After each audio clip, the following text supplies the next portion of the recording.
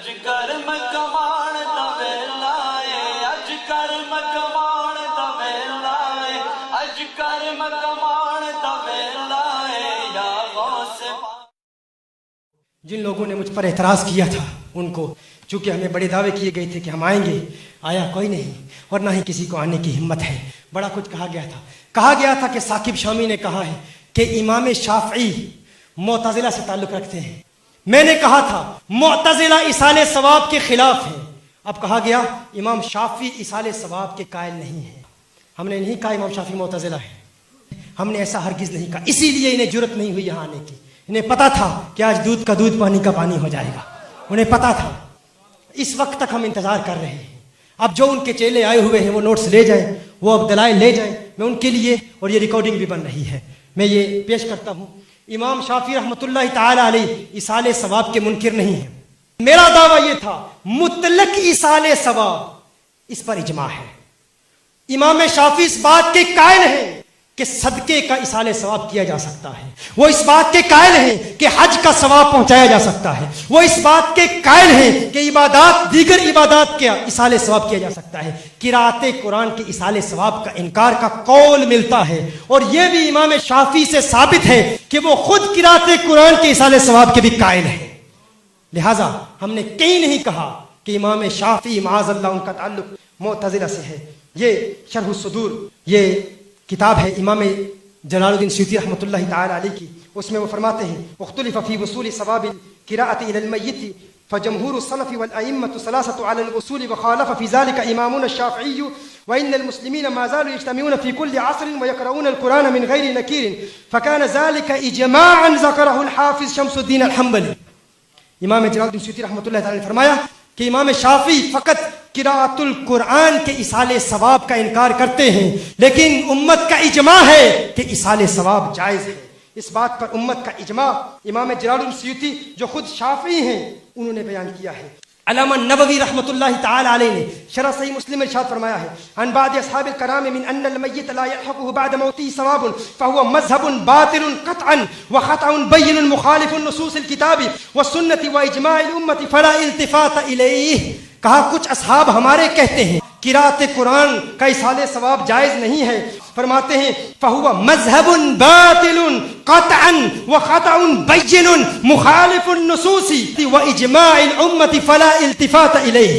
وہ فرماتے ہیں یہ تو اجماع کے خلاف ہے، یہ تو کنسنسس کے خلاف ہے. اس بات پر امت کا اجماع ہے کہ مردوں تک ثواب پہنچتا ہے. اسی طرح علامہ نووی فرماتے ہیں وذهب جماعات من العلماء الى انه يصل الى الميت ثواب جميع العبادات من الصلاه والصوم والقراءه وغير ذلك.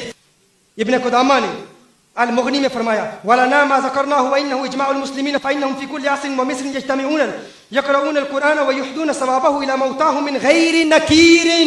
حنبلی بھی تسلیم کرتے ہیں کہ ایصال ثواب جائز ہے اور کہتے ہیں کہ ہر دور میں ثواب کا ایصال کیا جاتا رہا. علامہ بدر الدین عینی رحمۃ اللہ تعالی علیہ ارشاد فرماتے ہیں ان المسلمین ما زالوا في كل عصر يقرؤون القرآن ويحدون ثوابه ولا ينكر ذلك منكر فكان اجماعا عند اهل السنة والجماعة. امام بدر الدین عینی رحمۃ اللہ تعالی علیہ شارح صحیح بخاری فرماتے ہیں کہ اس بات پر امت کا کنسنسس ہے، اجماع ہے کہ ایصال ثواب جائز ہے. امام احمد بن حنبل رحمۃ اللہ تعالی علیہ فرماتے ہیں اذا دخلتم المقابر فاقرؤوا بفاتحة الكتاب والمعوذتين وقل هو الله احد وجعلوا ذلك لأهل المقابر فإنه يصل إليهم. امام احمد بن حنبل فرماتے ہیں جب بھی قبرستان میں جاؤ تو فاتحۃ الکتاب سورہ الفاتحہ پڑھو اور اعوذ باللہ پڑھو اور قل هو اللہ پڑھو اور اس کا ثواب مردوں کو پہنچا دو.